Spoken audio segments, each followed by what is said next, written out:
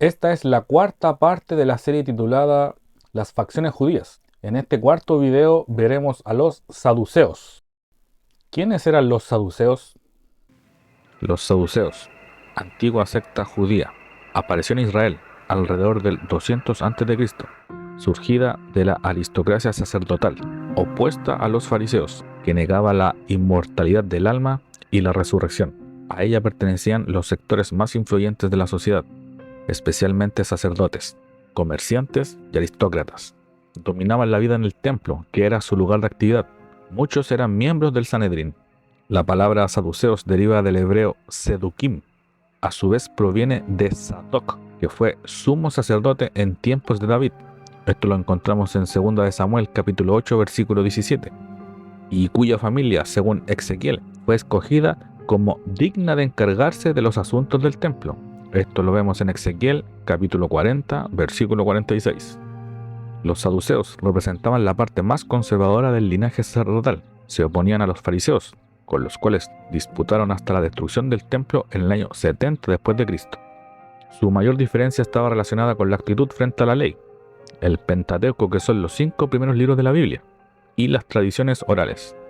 Los saduceos solo aceptan lo que estaba escrito en el Pentateuco, mientras que los fariseos tomaban en consideración los otros escritos y la tradición oral. Fue así como los saduceos negaban creencias de los fariseos acerca del mundo sobrenatural.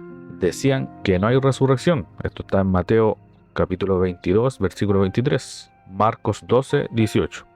Tampoco creían ni en ángel ni en espíritu. Pero los fariseos afirman estas cosas. Eso está en Hechos capítulo 23, versículo 8.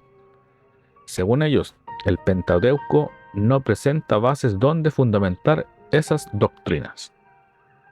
El Señor Jesús refutó sus enseñanzas, mostrándoles cómo en la Torá Dios se presenta como Dios de Abraham, de Isaac y de Jacob. Eso está en Éxodo capítulo 3, versículo 6. Y que Dios no es Dios de muertos, sino de vivos. Eso está en Mateo capítulo 22, versículo del 31 al 32.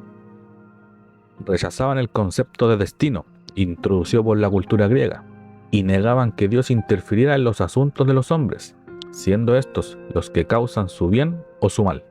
Juan el Bautista llamó a los fariseos y saduceos generación de víboras. Eso está en Mateo capítulo 3, versículo 7, diciéndoles que debían arrepentirse.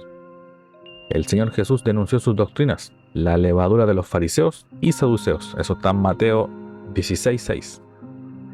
Ambas sectas le proponían preguntas, tratando de tomarle en alguna palabra.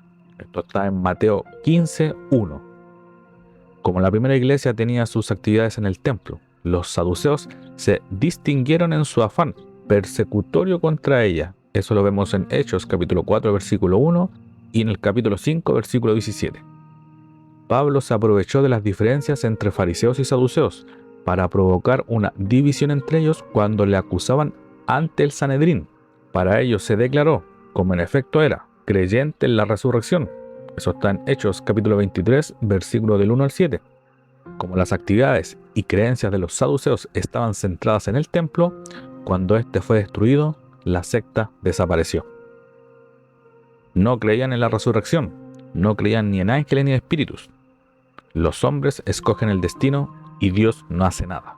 Esas eran sus creencias. Su ideal político era el Estado teocrático, como el sumo sacerdote en la cabeza. El pueblo los odiaba porque eran amigos de romanos por conveniencia. Los creyentes de aquella época culpaban a los fariseos y los saduceos por la muerte de Jesús. Y como final, los saduceos fueron los principales que intentaron parar a la iglesia primitiva. Y si quieres seguir viendo esta serie, te invito a hacer clic aquí en el enlace. Y el siguiente video que veremos a continuación de esta serie es sobre los celotes.